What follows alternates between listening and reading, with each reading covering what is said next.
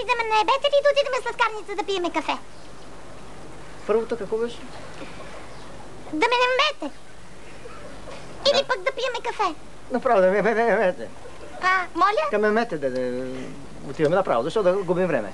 Без да пиеме кафе. Времето е късо, времето е наше. Времето е наше. Вземи панелите, трабанта и повече ме мъчите. Ма как хумористично се получават при нас нещата? Ама мен пък ми се пие кафе. Аз съм цар на вицовете. А пък аз естествено руса съм аз. Така ли? Да. Защо сега сте по-различна? Защото се уча.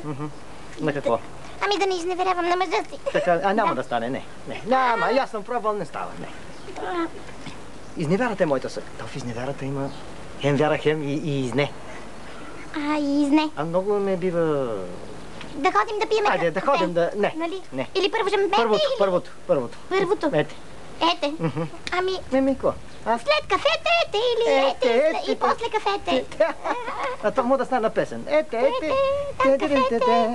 Вие първи, аз. Вие първа. Не искам малко да видя аз след вас. Аз след мене мръсника, нали? Не преди това. Какво казвате? На някой говорите ли? Не.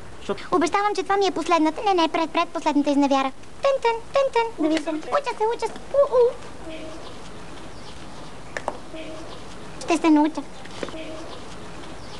години още.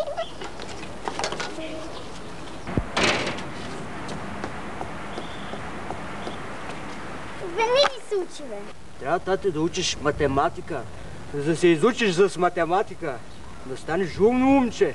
Да можеш да смяташ. Да станеш келнер. Да не те минават, тати, в сметките. Баща ти не можа да стане келнер. Белким ти станеш, моето момче. Кажи ми, тати, колко е пиле фрикасе корен квадратен от рибеда чорба с ракийка минус 5? 4. Умно момче. Ще стане ли келнер, момче? Ще стане.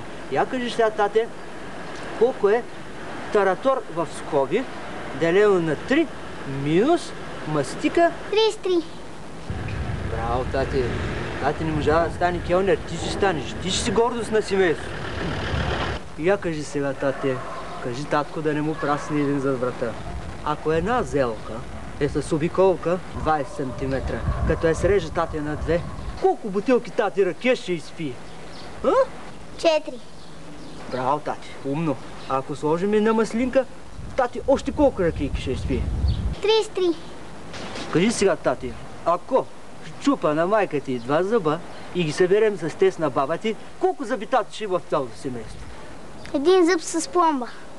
А тати сега като извади един супол от 83-та година и като го сложи в другата ноздра и ако пине една тънка мастичка и малко така, ако се пръсклати, какво ще го купи тати за нова година на момче? Колело. Колело? Няма да ти купи тати. Тати ще ти купи пистолет, да отидеш при съседа и да му завреш в главата.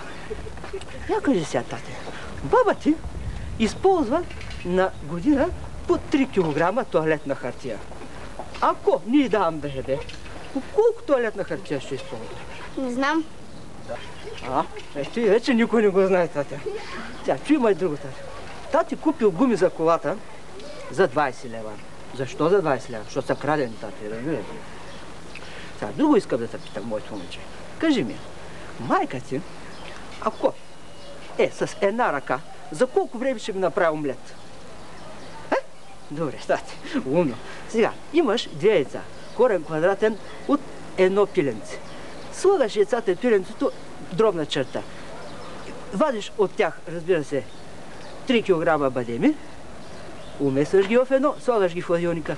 Колко, тати, кажи ми, жамара ще ти забия аз на тебе всеки момент, защото ти тук на мене мамичката ми разгони, да те гледам аз тебе какъв си прокопсаник. Искам да се хваниш, да учиш математика. Аз като не научих тате математика, гледай сега къде работя, тате. Хубаво виж къде работя.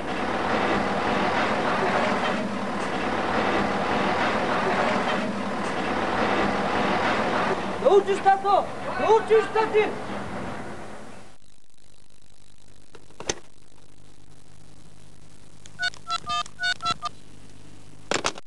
Ние сме комисия от Българска национална